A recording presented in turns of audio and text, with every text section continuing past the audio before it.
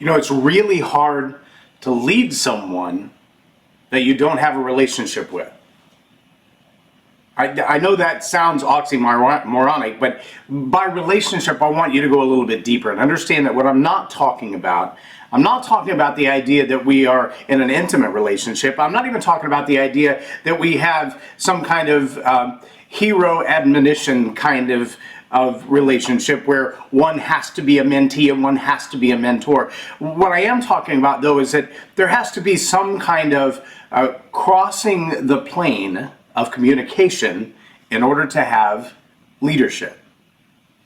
Welcome to Leading Leaders Podcast. 5-minute videos, 5 days a week. I'm J Loren Norris with Leading Leaders Podcast. One of the challenges I see with people who want to lead is that they have kind of a dictator's mindset. And by a dictator's mindset, I mean they kind of declare to everyone else how things are supposed to be.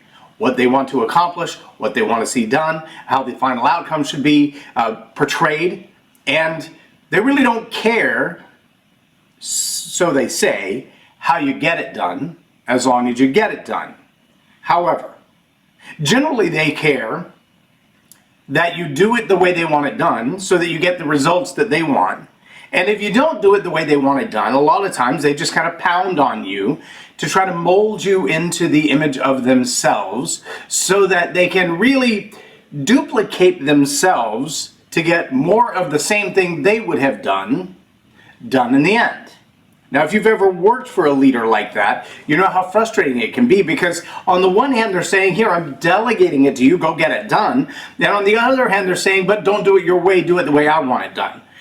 Take every step exactly the way I would have taken it. Make every decision exactly the way I would have made it. Say every word, do every deed, make every actionable item exactly the way I would have done it. Which means we're not really delegating, we're asking for clones. A leader needs to have a crucial relationship with the people they lead.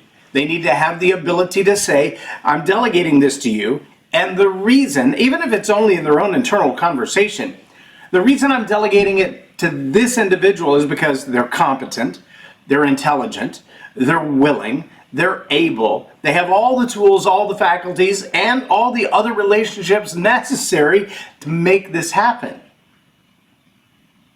If they're not willing to surrender the control of the task that needs to be done, the project that needs to be completed, if they're not willing to give the whole thing over and say, you know what? Here's kind of our goal, here's our target, here's what we want for an outcome. But if we exceed that, or we fall short of that, or we find along the path that the ideal outcome is not what I'd already described, it's actually something completely different. If a leader's not willing to do that, it's because they're not in relationship with the people they're trying to lead. They're more in relationship with their goals, with their objectives.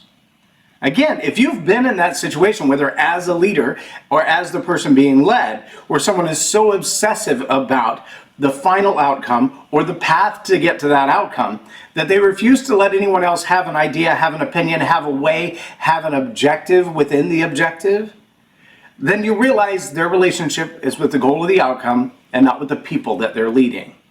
So I encourage you as leaders, if you're leading people to reach a goal, whether it's a sales goal or it's a strategic assembly goal or it's developing a new product goal or developing a new project goal for another client, when you delegate the idea to someone else and say, hey, I just want you to wrap this up, I want you to finish this, take the ball and run with it. Make sure that you have enough relationship with the people that you lead that you know what their skill sets are. You know what their advantages are. You know why one person may be better at it than another, or vice versa, because it's about the relationship of the individual. What are their skills? A lot of times we talk about a SWOT analysis or a KSA analysis. What are their knowledge, skills, and abilities that really should be measured and then applied to the project?